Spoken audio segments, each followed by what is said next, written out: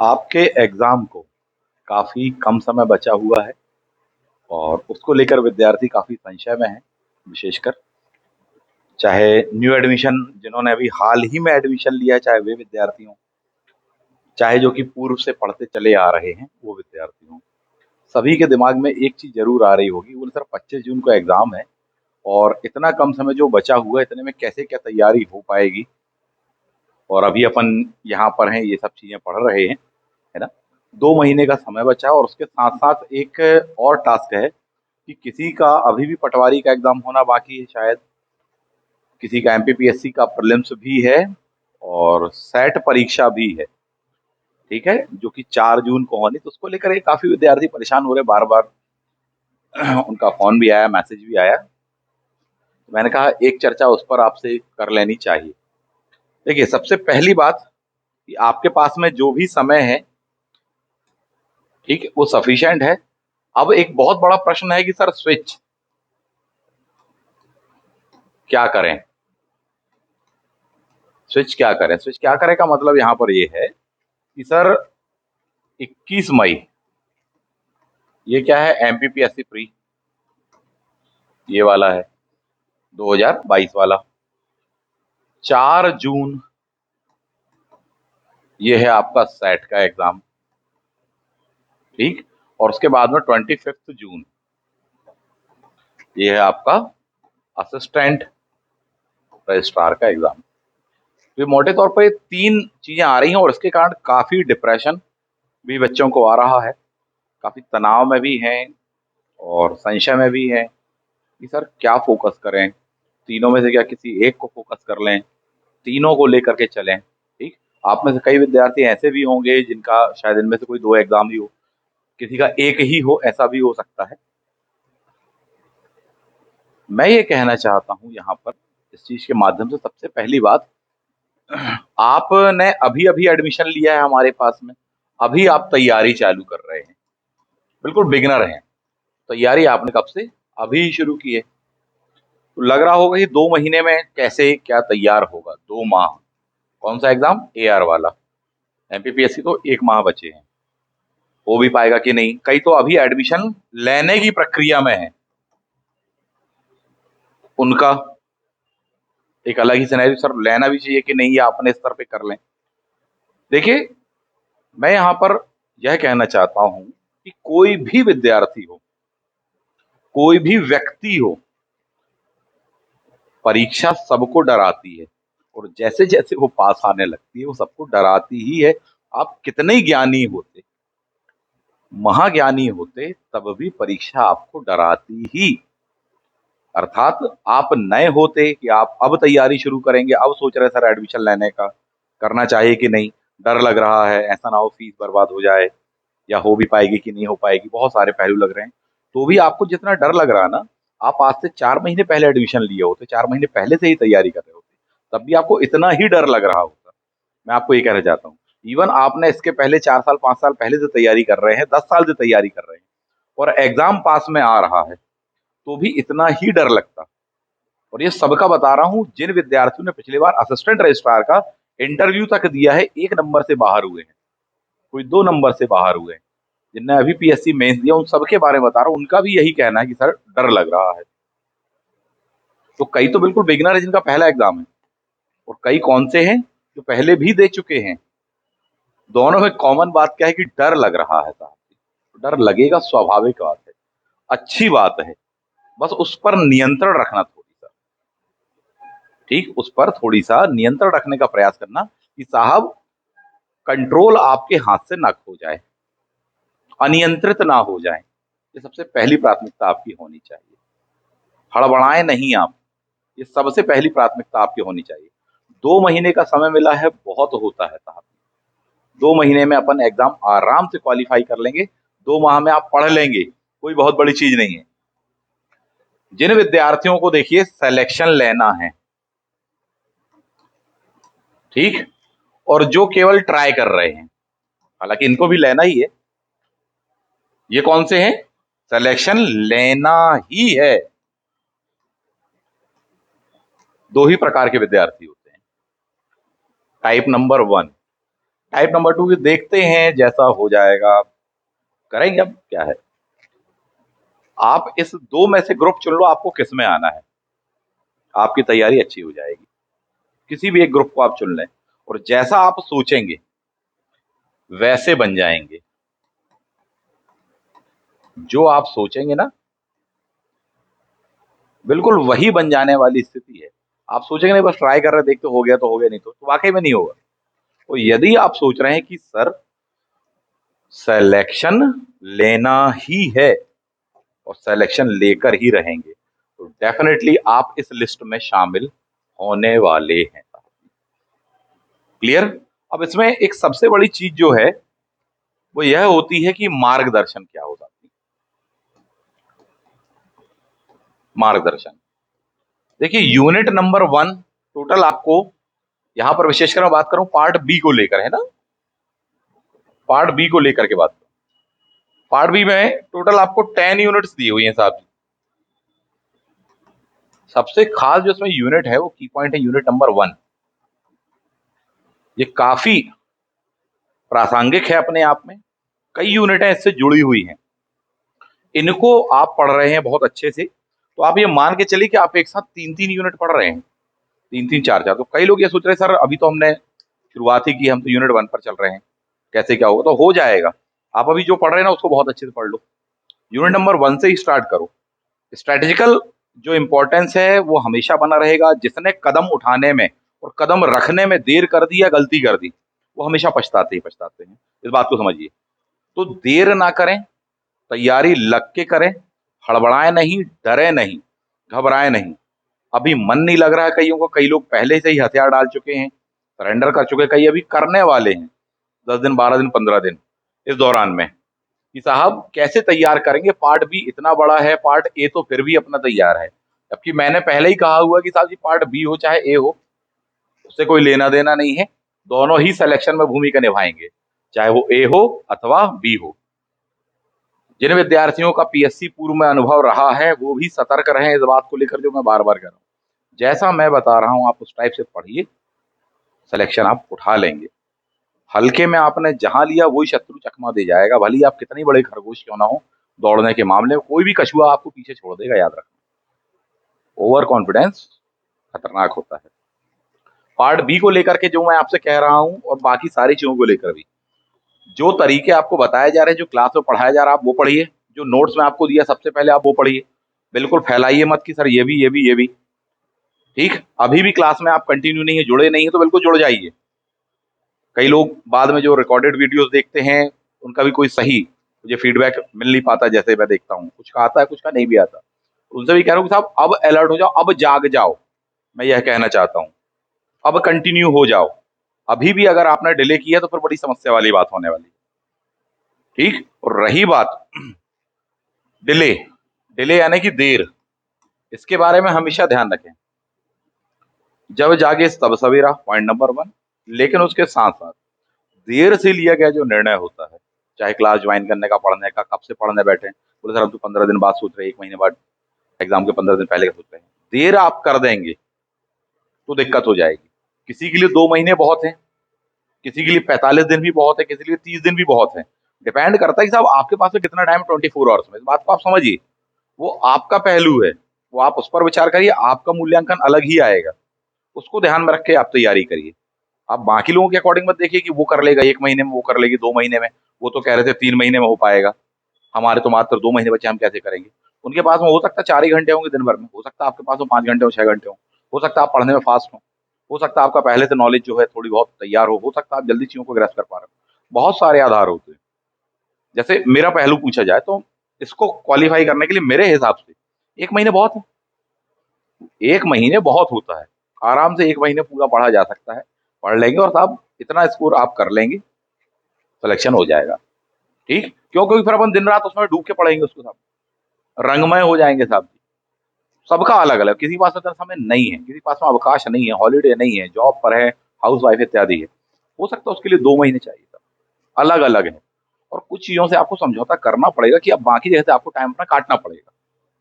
तो अब देर ना करें, मैं बस यही कहना चाहता हूँ, वरना देर से लिया गया निर्णय गलत निर्णय के समान होता, फिर बाद में दिक्कत जाएगी।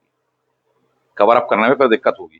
तो जो भी आपके लिए देर होने की अवधि हो, बोले नहीं सर 1 महीने से भी कम बचा तो फिर देर होगी। हो सकता है आप किसी के लिए, दूसरे के लिए 2 महीने का भी हो सकता है। अब देर ना करें, अब लग के तैयार करें। कंटेंट आपको उपलब्ध कराया जा चुका है, दिया जा रहा है लगातार, अच्छा खासा पूरा का पूरा कंटेंट आपके हाथ में है।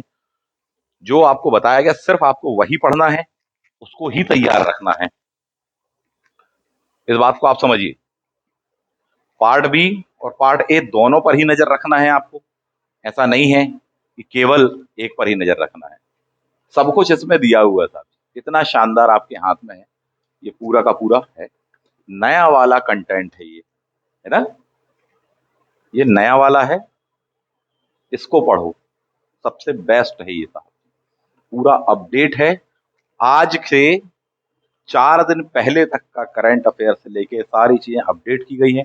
कई टॉपिक हटा भी दिए और कई उठा के जोड़ भी दिए गए। आप मानो इसके बाद में आपको ज्यादा कुछ पढ़ने की जरूरत नहीं पड़ेगी, या कुछ पढ़ने की जरूरत ही नहीं पड़ेगी सिवाय करंट अफेयर की। उसकी भी कम से कम पड़ेगी, क्योंकि वो चीजें अपग्रेड है। 99% आपको इसमें मिल जाएगा साथी। ठीक, ऐसी 2 बुकलेट पढ़नी है आपको। पार्ट ए के लिए एक है, पार्ट बी के लिए। कई लोग मोटाई के आधार पर अनुमान लगाते हैं, तो ऐसे भी अनुमान लगा सकते हो। क्लियर है, इतनी ही चीज है। कई लोग देख के उसको, उसकी मोटाई देख के खुद पतले हो जाते हैं। वो सब नहीं होना है। डर लगेगा, डरना नहीं है। डर डराएगा, डरना नहीं है अपन को। इस बात को बहुत अच्छे से समझ लो, इस कॉन्सेप्ट को। एग्जाम पास आ रहा है, प्रतिबद्ध हो जाओ। वो आपको चीखें लगा लगा के चुनौतियां दे रहा है, इस बात को समझिए। हड़बड़ाइए मत, घबराइए मत बिल्कुल भी। लग के प्रिपेयर कीजिए साहब, ऐसा मेरा सजेशन है आप सभी के लिए। बहुतों का प्रश्न ये होता है कि सर पेपर टफ आने लगा है पिछले कुछ वर्षों से। बहुतों का ये है कि सर समझ नहीं आता सोर्स क्या है, कहाँ से पढ़ें, और कई बार क्वेश्चन आयोग के द्वारा डिलीट कर दिए जाते हैं। मैं आपसे ये कहना चाहता हूँ कि ये कंटेंट जो है ये काफी अच्छे से बनाया गया है। गलतियां इसमें होंगी, मैं मानता हूँ, इस बात को हो गई होगी, ह्यूमन बिहेवियर है तो।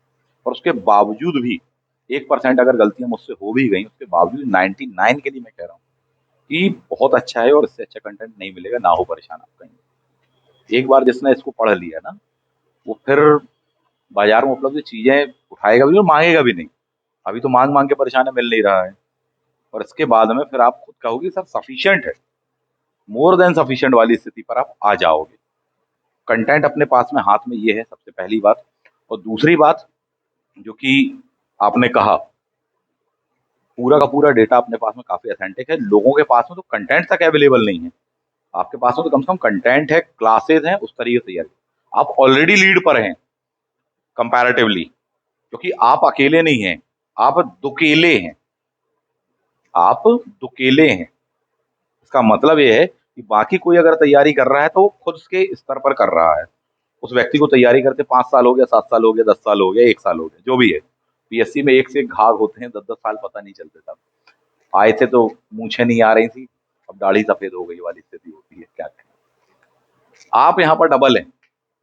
डबल है का मतलब है कि आपके साथ में आपका खुद का एक्सपीरियंस है ही है, और आपके साथ में मैं तो हूं ना, मुझे तो इतने वर्षों का अनुभव है। इंडिया में ऐसा कोई कॉम्पिटेटिव एग्जाम नहीं है जो कि मैंने ना दिया हो, जिसमें मैं फेल ना हुआ हूं और उसके बाद में पास ना हुआ हूं। ऐसा कोई एग्जाम नहीं है, चाहे वो आईएएस का हो, और चाहे वो कोई भी एग्जाम हो।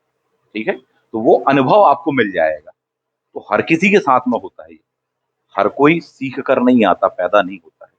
असफलताएं, समय अच्छों को दिखा देता है, और वो समय तो नहीं खोना है। उसके लिए तो आपके पास में मेरा मार्गदर्शन, इसलिए मैंने दोनों बातें कही। फेल भी हुआ और उसके बाद में पास हुआ, सेलेक्ट हुआ। तो आप कितने हो गए, डबल हो गए आप। आपका नॉलेज, आपका अनुभव, सारी चीजें आपके पास में है ही है। मेरा जो गाइडेंस है, मेरा जो अनुभव है, वह भी आपके पास में है। डेफिनेटली आप लीड पर ऑलरेडी खड़े हैं, और हर वो विद्यार्थी जो बैच में वो लीड पर खड़ा है, अपना प्रयास जारी रहेगा। आप भी अपने तरफ से भरपूर मेहनत करिए, जितनी ज्यादा से ज्यादा हो सकता है बहुत करिए साहब जी। उतने ही स्मार्ट वे में करिए जितना आप कर सकते हो, और जो मैं बता रहा हूँ आप उस तरीके से करिए। निश्चित रूप से आप एक कदम आगे हैं बाकी लोगों से, और बल्कि अपन प्रयास करेंगे 2 कदम आगे रहने का, कि साहब माइनस मार्किंग इत्यादि वगैरह वो सब बताऊंगा मैं भी आपको। वो सारे तौर तरीके बताऊंगा, कैसे ऑब्जेक्टिव क्वेश्चन पेपर सॉल्व करना है अपन को। माइनस मार्किंग है, बहुत अनुभव है मुझे। आईएएस में तो रही है साहब, ये 2007 या 8 समथिंग से माइनस मार्किंग रही है, 1/3 रहती है, सबसे ज्यादा उसी में होती है। भरपूर अनुभव, ना लीजिए आप टेंशन, पूरी चीजें सिखाएंगे तो उस माइनर मार्किंग के बाद में कैसे डील करते हैं। नहीं तो कई लोगों के लिए बहुत बड़ा क्वेश्चन ही हो जाता है आईएएस का प्री क्वालिफाई करना, कि साहब प्री कैसे निकलेगा, समस्याएं हैं। जिनको तौर तरीके मालूम हो तो फट से निकाल देते। मैं तो 5-5 6-6 बार मैंने क्वालिफाई किया है, इसलिए मैं आपको कह रहा हूँ कि साहब केवल ज्ञान, केवल नॉलेज के बल पर नहीं, कुछ चीजें होती हैं, उस तरीके से पढ़िए, उस कंटेंट को पढ़िए, उस वे में पेपर बनाइए। जो मैं बता रहा हूँ आपको बनेगा पेपर। नहीं तो कई लोग क्या होते हैं, जिनको बहुत नॉलेज होता है बेचारे वो फेल हो जाते हैं, तो कई जिनको कम भी होता है ना वो पास हो जाते हैं सब। आप देखना, लोग ये सोचते हैं कि नहीं नहीं केवल दिन रात मेहनत और केवल नॉलेज और ज्ञान इत्यादि, वो बस नहीं है। वो तो सभी कर रहे हैं मेहनत, उसके आगे भी कुछ है, वो आना चाहिए सर। वो बता रहे हैं, वैसे करते चलिए, निश्चित रूप से जो तरीके आपको बताए गए हैं और जो बताए जा रहे हैं आपके लिए बहुत हेल्पफुल होने वाला है। तो सारी बातों का सार, अब अलर्ट हो जाओ, डरो नहीं, घबराओ नहीं बिल्कुल। एग्जाम पास में आता चला जाएगा। जीवन में आप जितने कठिन मुकाम पर खड़े हैं, बहुत कुछ खोया है, पाने की आस है, खोने के लिए बहुत कुछ है, इसलिए डर भी ज्यादा लगेगा। जिनके पास वो खोने को नहीं है उनको कम लगेगा, जिनके पास में खोने को बहुत है ना साहब, उनको डर लगेगा साहब। डरना नहीं, लग के तैयार करना है, क्योंकि 100 में से 90% विद्यार्थी वही बाहर होते हैं जो डर जाते हैं। मैंने एक से एक ज्ञानी महाज्ञानी देखा है, बच्चे बच्चियों को, अपने सीनियर्स को भी महाज्ञानी कह रहा हूँ, कि उनसे कहीं से पूछ लो ना, वो नाम तक बता देंगे साहब जी कौन से पेज में कहाँ पर क्या चीज दी हुई है। इतना ज्ञान होता है उनको सब्जेक्टों का। बोले साहब केमिस्ट्री में पूछ लो, आप फिजिक्स में पूछ लो, आप हिस्ट्री में पूछ लो, ज्योग्राफी, उनको देख के डर लग जाएगी, अपन तो तैयारी ही नहीं करना चाहिए अपन को, अपन तो कुछ नहीं है। पता चला कि ऐसों को देखा है, क्या होता है उनका, कई बार फाइनलाइज नहीं हो पाते सिलेक्शन में। और कई ऐसे को साहब जी आए, तैयारी की, स्मार्ट में की, फट से सेलेक्ट हो जाते हैं। तो स्मार्ट वे अपनाइए, टेक्निकल वे अपनाइए, टेक्निकल तौर तरीके अपनाइए, ये अपनाइए साहब। कई ज्ञानी साहब हड़बड़ा जाते, पेपर बिगड़ जाएगा। डरना नहीं, कुछ भी हो बिल्कुल डरना नहीं है आपको। अब लग के तैयार करना, अब जोश से भर जाओ, उत्साह से भर जाओ। और जब भी डर लगे, जब भी डर लगे, जब भी डर लगे तो ध्यान रखना, आप अपने परिवार का चेहरा देखो कि मुझे इनकी आशाओं पे खरा उतरना है। मुझे वर्ल्ड में किसी को पराजित पराजित नहीं करना है, किसी ज्यादा नंबर नहीं लाना है। मुझे इनकी आकांक्षाओं पर, इनकी आशाओं पर मुझे खरा उतरना है। मैं इनके लिए कर रहा हूं, मुझे इसीलिए प्रथम आना है, आगे आना है। मेरी किसी से शत्रुता नहीं है, किसी से कोई प्रतियोगिता नहीं है मेरी, मुझे इनके लिए करना है और इसीलिए मैं सिलेक्शन लूंगा। कभी भी ये सोचो, मुझे अपने परिवार को, मुझे अपने प्रियजनों को आगे ले जाना है, एक अच्छा जीवन देना है, एक अच्छा जीवन स्तर देना है, एक अच्छी लाइफ स्टाइल देनी है। कभी भी उनके हाथ बंधे ना रह जाए बेचारे, संकोच ना करते हुए रह जाएं, जीवन में बार बार समझौता करते हुए ना बिताते रह जाएं। लाइफ को कम से कम वो अच्छे से जी लें। वही माँ बाप जिन्होंने अपना पेट काट करके पढ़ाया है, वही भाई बहन, बड़े भाई बहन जिन्होंने अपना पेट काट के पढ़ाया था, अपनी आकांक्षाओं को मार के पढ़ाया है, उनके लिए कुछ करना है और मेरा नैतिक दायित्व बनता है। इसलिए मुझे तो सिलेक्शन लेना ही, और मैं लेकर रहूंगा। हर दिन आप इस चीज को स्मरण करिए, आपको डर नहीं लगेगा। क्यों? क्योंकि यह आपका दायित्व है। आपको पेपर देना बात सिर्फ इतनी सी नहीं है, सिंपल सी। आपकी रिस्पॉन्सिबिलिटी भी कुछ है। आपकी रिस्पॉन्सिबिलिटी यही है कि हाँ आपको उनके लिए कुछ करना है, इसलिए आप डर नहीं सकते। आप जब अपने आप को अकेला रख के सोचोगे ना, कभी भी हमेशा डर लगेगा कि मैं किसके लिए कर रहा हूँ, अपने लिए, हमेशा डर लगे, लगना चाहिए। व्यापक मानसिकता होनी चाहिए इनके लिए। डर में भी डर नहीं लगेगा साहब जी, कभी नहीं लगेगा। कभी भी एक सही सोच, सही एटीट्यूड लेकर के चलिए। कठिन से कठिन रास्तों में, कांटों भरे रास्तों में नंगे पांव चलने लग जाओगे, फिर दर्द भी नहीं होगा।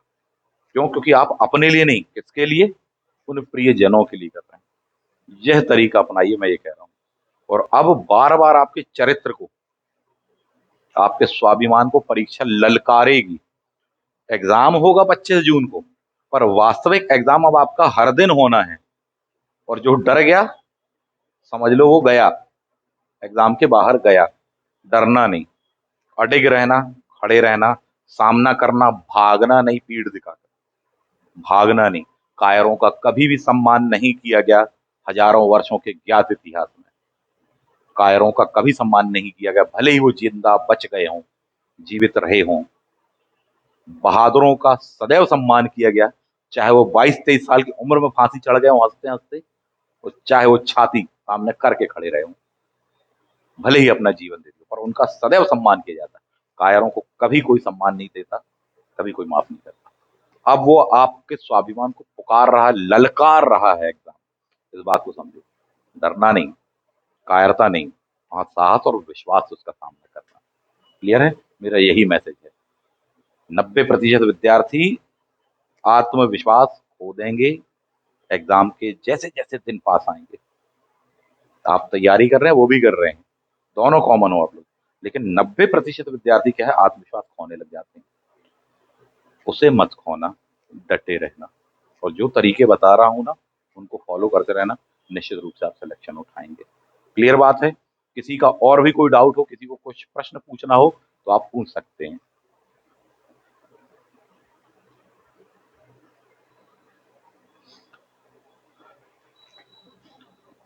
बात आप बिल्कुल सही कह रहे हैं कि आप दोनों पर ही फोकस हैं। ठीक है, एमपीपीएससी को लेकर भी आप फोकस्ड हैं, बात ये बिल्कुल सही है, होना ही चाहिए।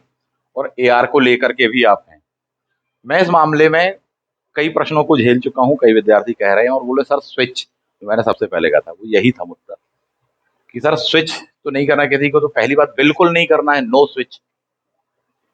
आप दो को प्राइम टारगेट पर ले रहे हैं, बिल्कुल लीजिए। किसी को ऐसा मत करिए कि नहीं इसको हम कम महत्व दे रहे हैं, उसको ज्यादा दे रहे हैं, कुछ नहीं।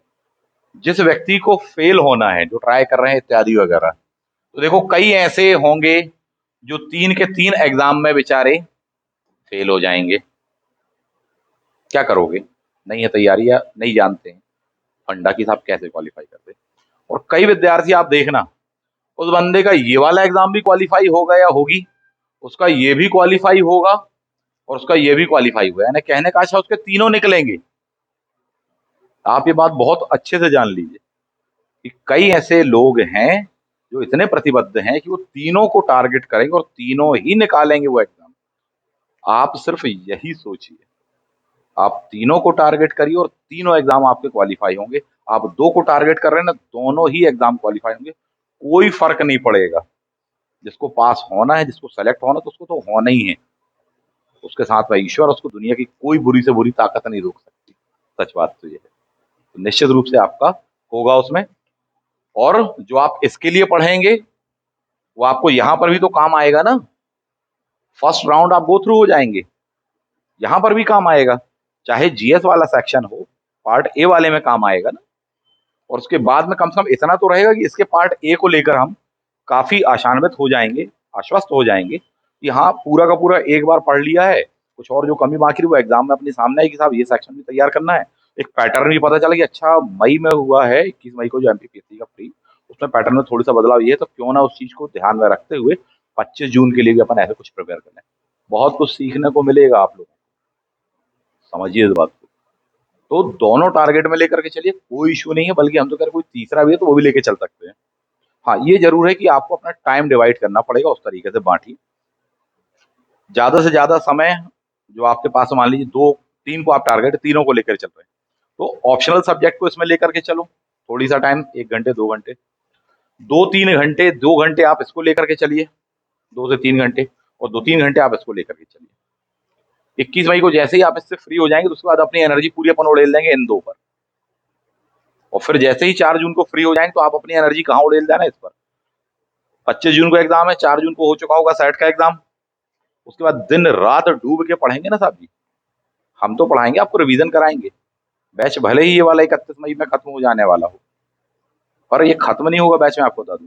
उसके बाद में भी मैं पढ़ाऊंगा आपको, समझिए इस बात को। 15 जून तक मैं पढ़ाने वाला हूँ, अपने तरफ से रिवीजन कराने वाला हूँ मैं आपको कि साहब पूरे के पूरे 10 के 10 यूनिट का रिवीजन कर लो, सारी चीजें कर लो। उसके बाद में आखिरी के 10 दिन आपको मिलेंगे कि हाँ आप घर पे बैठ के अकेले करो। तो पढ़ा भी दूंगा, रिवाइज भी करा दूंगा सर जी।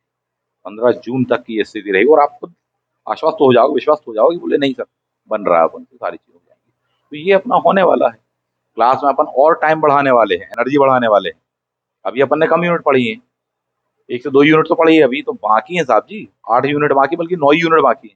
पढ़ लेंगे अपन आराम से, बहुत अच्छे से पढ़ लेने वाले हैं, बिल्कुल भी टेंशन ना लीजिए।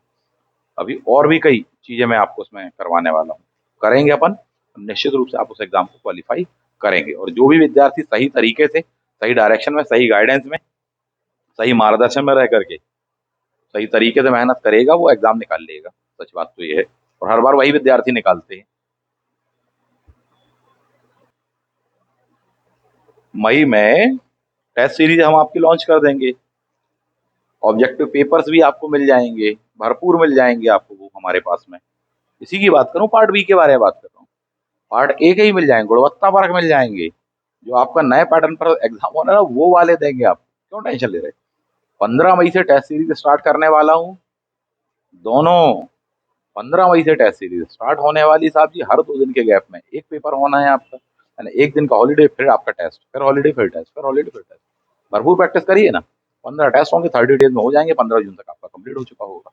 तो एक चीज वो भी चल रही होगी प्रैक्टिस की, प्लस साथ में रिवीजन भी चल रहा होगा, लगे होंगे आप दिन रात उसमें, क्यों नहीं अपना अच्छा प्रिपेयर होगा साहब। बाकी ऊपर वाले के हाथ में, ईश्वर के हाथ में, निश्चित रूप से मेहनत करेंगे आप, ऊपर वाला देखेगा, देगा साहब आपको अच्छा फल। ये अपना तरीका होने वाला है। क्लियर है? तो अभी बिल्कुल परेशान ना हो, अभी पहले पढ़ लो, सबसे पहले चीज एमसीक्यूज वगैरह के चक्कर में परेशान मत हो, बहुत दे देंगे हम आपको, वो जानबूझ के नहीं दे रहे, अभी देंगे ना आप डर जाओ खुद ही, बोले सर अच्छा ऐसा आएगा, ऐसा आएगा, हम तो ये नहीं बन रहा, हम तो ये नहीं बन रहा, हम तो पढ़ाई छोड़ दें, सोचे इससे अच्छा हम पीएससी कर लें, तो माइनस मार्किंग होने के कारण इतना लेंदे होने का टफ लग रहा, हमको डर जाओगे। वाकई में इस बात को समझो, आईएएस के कई लोग बच्चे प्रीवियस ईयर के क्वेश्चन पेपर नहीं लगाते, 100 लोग मान लीजिए लगाते, तो 100 में से 80 डर जाते, दोबारा वो पेपर ही नहीं देने जाएंगे आईएएस का। 20% बस लगातार बने रहते, क्यों? क्योंकि पता चला कि साहब उसमें माइनस मार्किंग, पेपर लगाने के बाद में स्कोर देखा तो बोले 25% नहीं बन रहा स्कोर, और कट ऑफ 55% के आसपास जा रहा है। हड़बड़ा जाते हैं साहब जी, कभी साहस नहीं जुटा पाते हैं उसके लिए कि बोले आईएएस। वजह क्या है? वजह यही है, पहले तैयारी है नहीं, आप उस लेवल पर है नहीं अभी, अभी से आप उसके एमसीक्यूज लगाएंगे, गुणवत्ता परक टफ वाले मिलेंगे, तो फिर हड़बड़ा जाओगे। यह भी स्ट्रेटेजी का एक पार्ट है, इसलिए मैं नहीं दे रहा हूँ। ठीक, वो सब कराऊंगा, आप मत हो परेशान, सब हो जाएगा, बहुत अच्छे से होने वाला है। विश्वास रखिए साहब, और आपको विश्वास रखना पड़ेगा अपने ऊपर भी, मुझ पर भी, अपने माता पिता, अपने गुरुजनों पर भी आपको विश्वास रखना पड़ेगा। एक नदी को, इस भव सागर को, इस समंदर को एग्जाम रूपी पार करना है, जहाज के कप्तान पर विश्वास आपको रखना पड़ेगा साहब।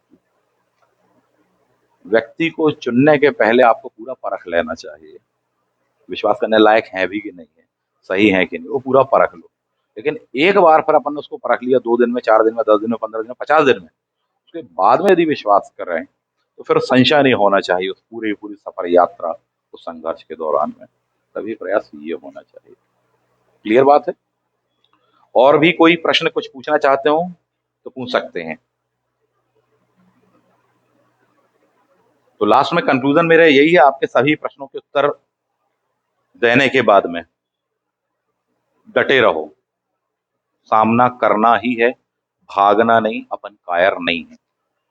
ठीक, 2 महीने हैं, आराम से अपन इसको पढ़ेंगे, आराम से हो जाएगा, कोई बहुत बड़ी बात नहीं है। लग के मेहनत करो, आपके स्वाभिमान को चुनौती दी जा रही है, परीक्षा हर किसी को डराती है, वह चुनौती देती है, उस चुनौती को स्वीकार करो, बढ़ चढ़ के लग के मेहनत करो साहब, अच्छी मेहनत करो, दिन रात एक करके मेहनत करो। भले ही कई जगह कटौती करनी पड़ेगी साहब, 1 घंटे की नींद, 2 घंटे की नींद आपको करनी पड़ेगी, अन्य चीजों को छोड़िए, अनावश्यक चीजों को, अपने मोबाइल के साथ तो समझौता करना पड़ेगा, अपनी अन्य दुनिया के साथ तो समझौता करना पड़ेगा, कम मिलो लोगों से, एक बार बन जाओ फिर मिलना ना, अधिकारी बन के मिलना, फिर मिलने में भी मजा आएगा, मिलने वाले को भी, मिलाने वाले को भी। अभी क्या, जहां से समय, ऊर्जा इत्यादि बचा सकते हो, बचा लो साहब जी, और अपना पूरा का पूरा वो समय, ऊर्जा कहाँ इन्वेस्ट करो? एग्जाम पर इन्वेस्ट करिए। यह अंतिम पल है, इसको खोना नहीं, इसमें देर अब नहीं करना है। जो तरीके बता रहे वैसे लग के पढ़िए।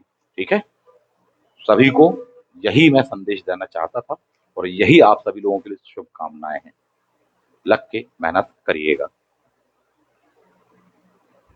पर लेट कर इत्यादि वगैरह नहीं होती, इस बात को आप समझ लें, डिसिप्लिन लेकर के चलें। पढ़ाई केवल और केवल टेबल कुर्सी में होती है, और गरीबों की पढ़ाई जमीन पर बैठ करके होती है। वैसे ही पढ़ें, ऐसा मेरा सजेशन है। और बहुत अच्छे से करें, ये नहीं कि अपन ऑनलाइन है तो कैसे भी अपन आराम फरमाते हुए इत्यादि वगैरह। तो अनुशासन कभी भी बनाए रखें अपना, व्यक्तिगत अनुशासन और सारी चीज़ों का, अगर आपको एग्ज़ाम क्वालीफाई करना है तो, है ना? निश्चित रूप से सब अच्छा होगा।